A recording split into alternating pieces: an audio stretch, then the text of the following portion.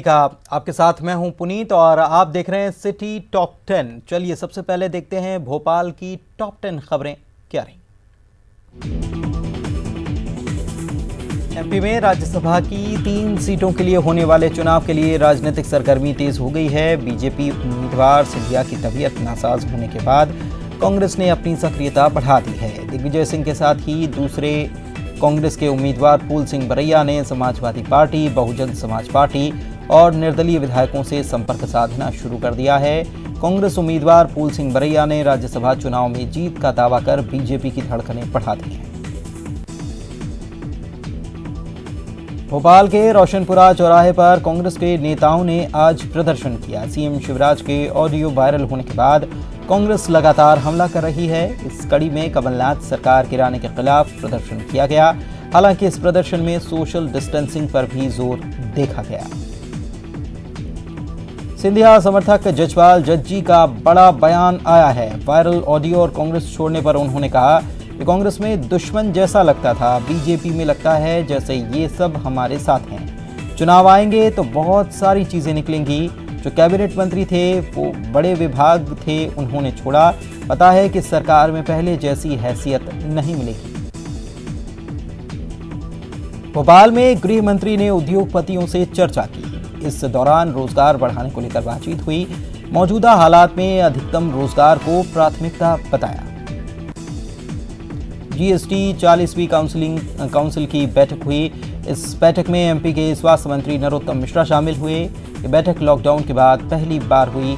बैठक में टैक्स कम करने का मुद्दा भी उठा। कोरोना संकट के कारण 2 महीने से प्रदेश भर की 2 लाख से ज्यादा प्रसूताओं को जननी सुरक्षा योजना और मुख्यमंत्री श्रमिक सेवा योजना की राशि नहीं मिल रही है। मार्च के दूसरे सप्ताह से कोरोना के कारण बिगड़ रहे हालात में प्रसूताओं को मिलने वाली राशि नहीं मिली। इन योजनाओं की समीक्षा बैठक में बड़े पैमाने पर भुगतान लंबित होने के मामले को लेकर स्वास्थ्य विभाग के प्रमुख सचिव ने नाराजगी जताई और 15 जून तक इसके भुगतान करने के निर्देश दिए हैं। बंद स्कूलों के बीच 10वीं कक्षा के छात्र प्रथम ने कोरोना वॉरियर ऐप बनाया है। 15 साल के प्रथम की बनाई कोरोना वॉरियर ऐप में लोगों को कोविड-19 के बारे में अपडेट रहने में मदद मिलती है। ये ऐप सभी देशों, भारत सभी राज्यों के जिले में कोविड-19 से पीड़ित रोगियों को ट्रैक करता है। उपचुनाव के ऐलान से पहले सियासी मास्क यानी कि नेताओं के चेहरे वाले मास्क बाजार में पहुंच चुके हैं। पीएम नरेंद्र मोदी की छवि वाले मास्क के साथ सीएम शिवराज सिंह चौहान, पूर्व सीएम कमलनाथ, कांग्रेस नेता राहुल गांधी की फोटो वाले मास्क बाजार में लाए गए हैं। कार्यकर्ताओं की डिमांड पर पीएम मोदी की तस्वीर वाले 600 से 700 मास्क मंगाए गए। पेट्रोल और डीजल के दाम में लगातार इजाफा जारी है। लगातार 5 दिन पेट्रोल और डीजल के दाम में वृद्धि हुई। पिछले 5 दिनों में पेट्रोल में ₹2.18 तो डीजल में ₹2.12 की वृद्धि हुई। एक दिन में पेट्रोल में 48 पैसे और डीजल में 56 पैसे की बढ़ोतरी हुई। इसके बाद भोपाल में पेट्रोल ₹80.98 प्रति लीटर और डीजल ₹71.54 प्रति लीटर हो गया है। पेट्रोल डीजल की बढ़ती कीमतों पर मध्य प्रदेश कांग्रेस ने सरकार पर निशाना साधा। कांग्रेस ने ट्वीट किया है और कहा है कि देश कोरोना से मर रहा है और सरकार खजाना भर रही है। इंदौर की टॉप 10 खबरें आप देखते हैं। सरकारी अटल बिहारी वाजपेयी कला एवं वाणिज्य महाविद्यालय के senior professor doctor Sanjay Jain की गुरुवार को कोरोना से मौत हो गई। 30 मई को रिपोर्ट पॉजिटिव आने के बाद से चोइथराम अस्पताल में भर्ती हुए थे। डॉक्टर जैन कुछ दिन पहले भाई से मिलने गए थे, जो हाल ही में मुंबई से कैंसर का इलाज करके लौटे। इंदौर में भी कांग्रेस कार्यकर्ताओं ने विरोध प्रदर्शन किया। कमलनाथ सरकार गिराने का विरोध यहां भी किया गया और यहां भी सोशल डिस्टेंसिंग का ध्यान रखा। मध्य प्रदेश में हाई प्रोफाइल हनी ट्रैप का मामला एक बार फिर से सुर्खियों में। हनी ट्रैप मामले में जेल में बंद 2 आरोपियों के लिए जमानत प्रस्ताव भेजा गया है। जिला जेल की तरफ से जमानत प्रस्ताव कोर्ट में भेजा गया। इस मामले में जल्द जिला न्यायालय में फैसला हो सकता है। दरअसल कोरोना संक्रमण के चलते जेल में बंदियों की संख्या कम करने के चलते नए क्राइटेरिया के तहत प्रस्ताव भेजा गया। इंदौर जिले की सबसे प्रतिष्ठापूर्ण मानी जाने वाली सांवेर विधानसभा सीट पर बीजेपी और कांग्रेस ने अपनी ताकत झोंकना शुरू कर दिया है। बीजेपी से जल संसाधन मंत्री तुलसी सिलावट चुनावी मैदान में हैं, तो कांग्रेस के प्रेमचंद गुड्डू की उम्मीदवारी भी तय मानी जा रही है। जल संसाधन मंत्री तुलसी सिलावट ने प्रेमचंद गुड्डू पर निशाना साधते हुए कहा है कि अगर उपचुनाव नहीं होता तो वो कभी सांवेर नहीं आते। सांवेर का शोषण करने के लिए प्रेमचंद गुड्डू आ रहे हैं। मैं तो उनका नाम तक लेना पसंद नहीं करता। सांवेर में कांग्रेस पूरी तरह से धरातल पर आ गई।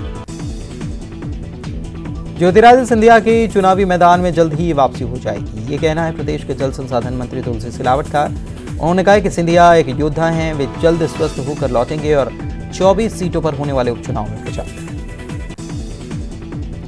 उज्जैन के पुजारी प्रकाश जोशी की आत्महत्या मामले में एरोड्रम थाना पुलिस ने 2 साल के बाद भोपाल की एक महिला पर मुकदमा दर्ज किया है। दरअसल एरोड्रम थाना इलाके में 2 साल पहले प्रकाश जोशी का शव उन्हीं के घर पर मिला था। मौके से सुसाइड नोट भी पुलिस ने जब्त किया था। 2 दिन पहले हुई निगम कर्मचारी की हत्या के मामले में पुलिस के हाथ अब भी खाली ही हैं। फरार आरोपी गवाह को धमका रहे हैं। दरअसल 2 दिन पहले जूनी इंदौर इलाके में निगम कर्मचारी राहुल की गोली मारकर हत्या कर दी गई थी। घटना के बाद ही गोलू फरार है। पुलिस ने आरोपियों की गिरफ्तारी पर 10,000 रुपए का इनाम घोषित किया है।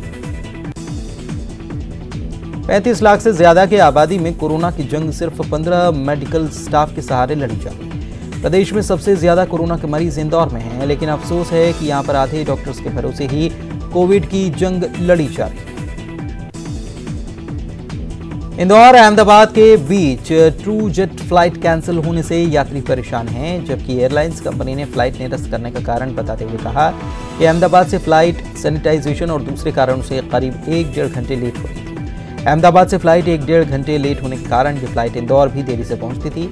इसके बाद यही फ्लाइट इंदौर में सैनिटाइजेशन करके वापस अहमदाबाद जाती थी और इसलिए फ्लाइट को अब 15 जून के लिए कैंसिल कर दिया गया है।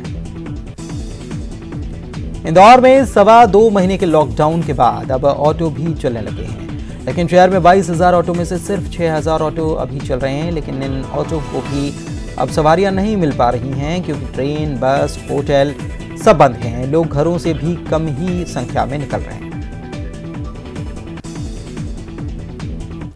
और आइए अब देखते हैं ग्वालियर टॉप 10 खबरें क्या हैं। ग्वालियर में मेट्रो चलाने की कवायद शुरू हो गई है। शहर में 2,950 करोड़ रुपए की लागत से जमीन के ऊपर 36 किलोमीटर ट्रैक बनाया जाएगा। 12 किलोमीटर लंबे 3 रूट तैयार किए जाएंगे, जिसमें कुल 19 स्टेशन बनेंगे।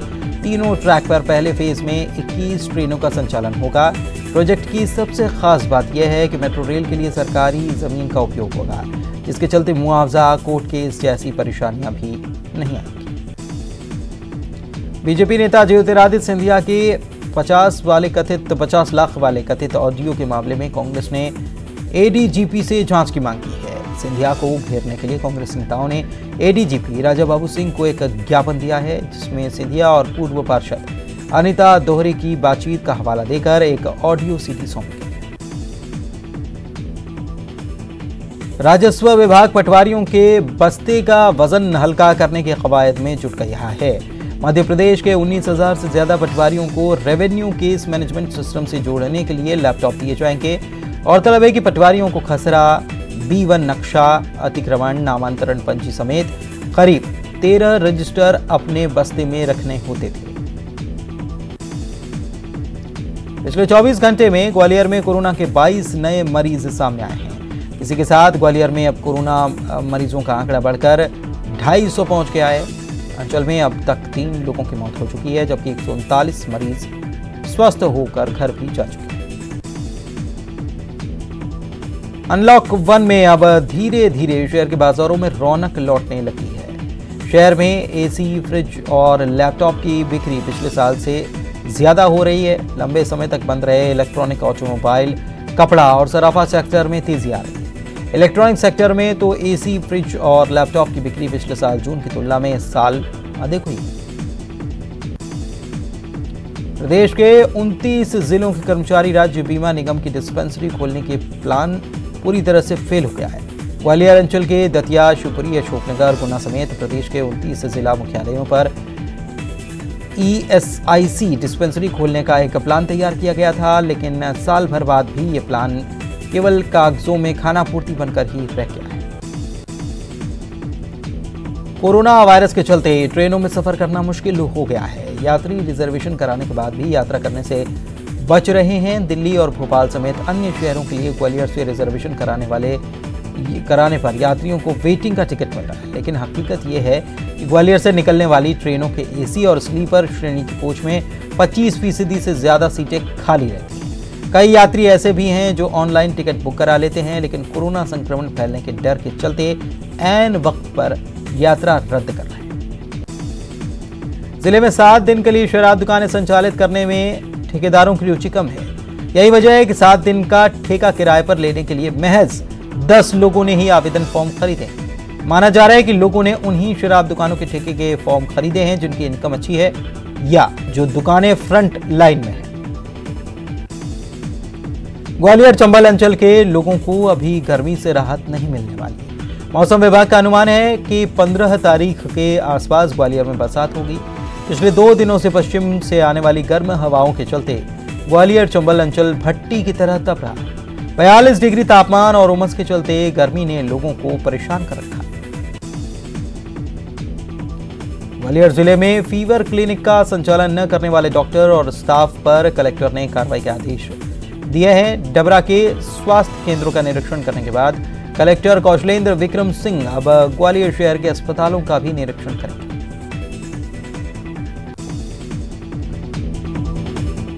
और आइए अब देखते हैं संस्कारधानी यानी कि जबलपुर की टॉप 10 खबरें। बारिश सिर पर है, इस बीच शहर की उधड़ी सड़कों की मरम्मत करने के लिए निगम की दिलचस्पी बेहद ही कम नजर आ रही है।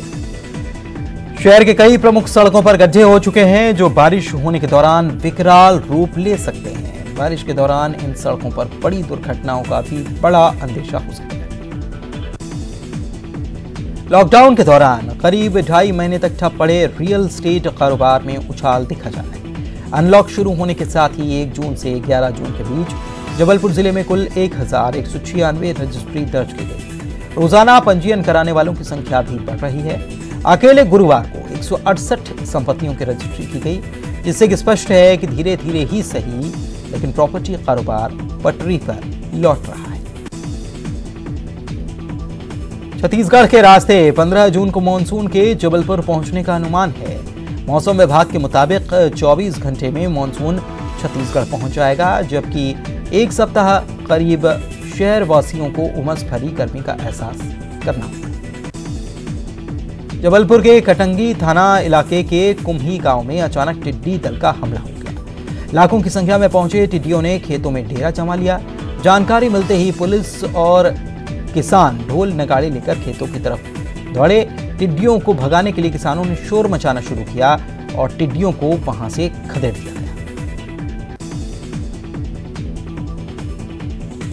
कोरोना महामारी के बीच अति आवश्यक वस्तुओं में से एक कहे जाने वाले पेट्रोल डीजल के दामों में लगातार 3 दिनों से वृद्धि हो रही है। आंकड़ों के मुताबिक पेट्रोल और डीजल 3 रुपए से ज्यादा महंगे हो चुके हैं। बात जबलपुर की करें, यहां पेट्रोल की कीमत प्रति लीटर 81 रुपए 6 पैसे पर पहुंच गई है। वहीं डीजल के दाम 71 रुपए 64 पैसे पर पहुंच गए। दवाओं और खाद्य पदार्थों में अमानक और घटिया किस्म के जिलेटिन का इस्तेमाल होने पर इसके खिलाफ दायर की गई याचिका में एक अहम मांग को लेकर एक अंतरिम आवेदन दायर किया गया है। हाईकोर्ट में अंतरिम आवेदन दायर करते हुए चीन से जिलेटिन आयात पर प्रतिबंध लगाने की मांग की गई। न्यूज 18 की खबर का बड़ा असर हुआ है। प्रदेश समेत जबलपुर जिले में खुले में पड़े गेहूं की बर्बादी और उसके नाम पर हो रहे करोड़ों के खेल को उजागर करने के बाद विभाग अब जाकर हरकत में आया। इस सिलसिले में प्रदेश के खाद्य नागरिक आपूर्ति एवं उपभोक्ता संरक्षण विभाग ने सिविल सप्लाई कॉरपोरेशन समेत मध्य प्रदेश राज्य सहकारी विपणन संघ को निर्देश देते हुए खुले में पड़े गेहूं के 100% परिवहन और भंडारण के आदेश दिए हैं। आईसीएमआर से शुक्रवार की दोपहर मिली 15 सैंपल की जांच रिपोर्ट में 4 और व्यक्तियों को कोरोना पॉजिटिव पाया गया है। पॉजिटिव पाए गए चारों व्यक्ति एक ही परिवार के हैं और मेडिकल कॉलेज के पास न्यू शास्त्री नगर के निवासी हैं। इनमें 33 और 31 साल के पुरुष और 32 और 33 साल की महिलाएं शामिल हैं। जबलपुर निवासी एक 20 वर्षीय युवक ने देहरादून के क्वारंटीन सेंटर में खुदकुशी कर ली। जैसे ही यह खबर जबलपुर में उसके परिजनों को लगी तो वे इस बात पर यकीन ही नहीं कर पाए।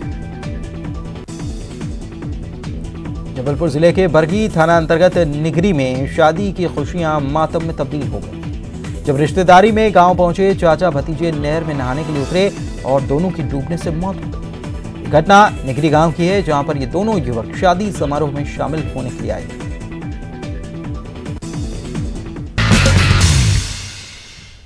ब्रेक के बाद आपका स्वागत है। चलिए अब देखते हैं छत्तीसगढ़ की राजधानी रायपुर की टॉप 10 खबरें क्या रही। कोरोना के बढ़ते संक्रमण और मानसून के दस्तक देने के बाद मुख्यमंत्री भूपेश बघेल सजग दिखाई पड़ रहे हैं। प्री मानसून बारिश के बाद सीएम बघेल ने कई विभागों के मंत्रियों और आला अधिकारियों की बैठक बुलाई, जिसमें कई बड़े फैसले लिए गए। जुलाई से स्कूलों में एडमिशन शुरू होगा, हालांकि केंद्र गाइडलाइन पर स्कूल कॉलेज खुलेंगे। मास्क नहीं लगाने पर 100 रुपए का जुर्माना देना होगा। मरवाही का महाभारत शुरू होने से पहले दांव पेच का सियासी रस्साकशी शर्म पर है। एक और जहां जोगी परिवार के करीब ज्ञानेंद्र उपाध्याय को कांग्रेस में शामिल किए जाने से नाराज स्थानीय नेताओं ने एक तरफ इस्तीफा देकर संगठन को ललकार दिया है, तो वहीं दूसरी ओर सीएम भूपेश बघेल से मिलकर कार्यकर्ता अपनी बात रखने की तैयारी में हैं। 15 सालों के बाद सत्ता से बेदखल होने वाले बीजेपी मिशन 2023 के तहत विष्णुदेव साय को प्रदेश बीजेपी की कमान दी गई है। सत्ता पक्ष के आक्रामक रुख के सामने बीजेपी युवा मोर्चा को आक्रामक बनाने जा रही है। बीजेपी आक्रामक छवि के लड़ाकों को युवा मोर्चा की कमान देकर मैदान में उतारेगी। छत्तीसगढ़ शिक्षा मंडल के द्वारा 15 जून को 10वीं 12वीं के परीक्षा परिणाम जारी करना संभावित माना जा रहा है। बोर्ड के सचिव वीके गोयल ने बताया कि मूल्यांकन प्रक्रिया पूरी कर ली गई। बीजेपी की राष्ट्रीय नेता सरोज पांडे के बयान पर राजनीति थमने का नाम नहीं ले रही। कांग्रेस की ओर से किए गए पलटवार पर अब ट्विटर पर वॉर शुरू हो चुका है। बीजेपी कांग्रेस दोनों एक दूसरे पर तंज कस रहे हैं। कोरोना के बढ़ते संक्रमण के मद्देनजर छत्तीसगढ़ में कलर जोन का निर्धारण कर दिया गया।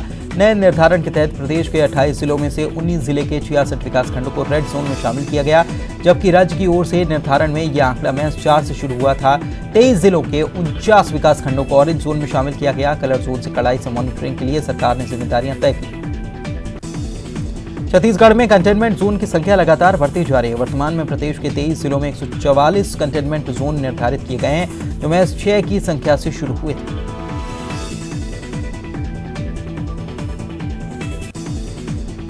छत्तीसगढ़ में कोरोना के बढ़ते संक्रमण के बीच जांच का दायरा बढ़ता जा रहा है। छत्तीसगढ़ में जांच का आंकड़ा जल्द ही 1 लाख के पार पहुंच जाएगा। मौजूदा स्थिति में 96,230 संदिग्धों की जांच कर ली।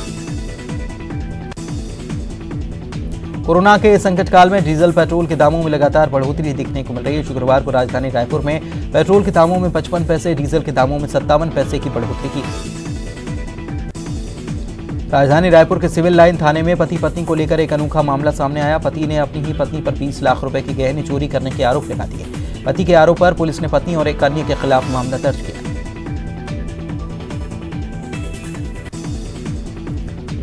और आइए आप देखते हैं दुर्ग भिलाई की टॉप 10 खबरें क्या रही। भिलाई के कैंप 2 संतोषी पारा में एक ही परिवार की 2 बच्चियां डेंगू की जांच में पॉजिटिव मिली। सुपेला के लाल बहादुर शास्त्री अस्पताल में जो जांच हुई, इसमें ये पॉजिटिव आई। पेट्रोल डीजल के लगातार बढ़ रहे दाम ने मध्यम वर्गीय परिवार की कमर तोड़कर रख दी है। लॉकडाउन की मार झेलने के बाद अब पेट्रोल डीजल की बढ़ती कीमतों ने लोगों का बजट पूरी तरह से बिगाड़ दिया है। पत्नी को आत्महत्या के लिए उकसाने वाले सीआईएसएफ जवान के खिलाफ भट्टी पुलिस ने एफआईआर दर्ज कर ली है। प्रेम प्रसंग के चलते 10वीं की छात्रा ने जहर खाकर खुदकुशी कर ली। घटना भिलाई के सिरसा कला की है, जहां 10वीं में पढ़ने वाली छात्रा ने आत्महत्या कर ली। एएसपी में अफसरों के प्रमोशन के लिए 12 जून से इंटरव्यू की प्रक्रिया शुरू होने जा रही है। इसके लिए प्रबंधन की ओर से ग्रेड वाइज शेड्यूल जारी कर दिया गया है। सुपेला के भीमनगर में एक सीएएफ जवान की बदमाशों ने जमकर पिटाई की। बताया जा रहा है कि 3 दिन पहले 4 बदमाशों ने सीएएफ के एएसआई को धमकाया और उसके साथ मारपीट की। चोरी की 6 वारदातों को अंजाम देने वाले आरोपियों को पकड़ने में दुर्ग जिला पुलिस को कामयाबी हासिल हुई। इन 6 वारदातों को 2 आरोपियों ने मिलकर अंजाम दिया था। महिला समूहों को आर्थिक रूप से मजबूत करने के उद्देश्य से बनने वाले प्रगति नगर मार्केट का आज महापौर देवेंद्र यादव ने भूमि पूजन किया। दुर्ग कलेक्टर ने जिला चिकित्सालय का निरीक्षण किया। उन्होंने पूरी बिल्डिंग को देखा और एमसीएच के साथ प्रस्तावित लेआउट प्लान देखा। उन्होंने प्रस्तावित लेआउट प्लान के बारे में पीडब्ल्यूडी के अधिकारियों और सिविल सर्जन को मिलकर बैठकर बारीकियों पर विचार विमर्श करने के लिए कहा। छत्तीसगढ़ लघु एवं सहायक उद्योग संघ के महासचिव से केंद्रीय इस्पात राज्य मंत्री फग्गन सिंह कुलस्ते ने फोन पर चर्चा की। इस दौरान उन्होंने प्रदेश के उद्योगों की वर्तमान स्थिति के बारे में चर्चा की। अब देखते हैं बिलासपुर टॉप 10 खबरें। कक्षा 8वीं में पढ़ने वाले एक छात्र ने छात्रा की फर्जी फेसबुक आईडी बनाकर उसमें अश्लील टिप्पणी लोड कर दी। शिकायत पर साइबर सेल के जरिए छात्र तक सिविल लाइन पुलिस पहुंच गई। मामले में छात्र को पकड़कर संप्रेक्षण गृह भेजा गया है। घर में घुसकर महिला से दुष्कर्म करने वाले के खिलाफ पुलिस ने मामला दर्ज किया है। मसूरी थाना क्षेत्र में रहने वाली महिला बुधवार की रात घर में अकेली थी। इसी का फायदा उठाते हुए शख्स घर में दाखिल हुआ और महिला के साथ दुष्कर्म करके भाग गया। जिला पंचायत सीईओ कंचनपुर गांव में बन रहे गौठान का निरीक्षण करने पहुंचे। समुचित व्यवस्थाओं की उन्होंने जानकारी।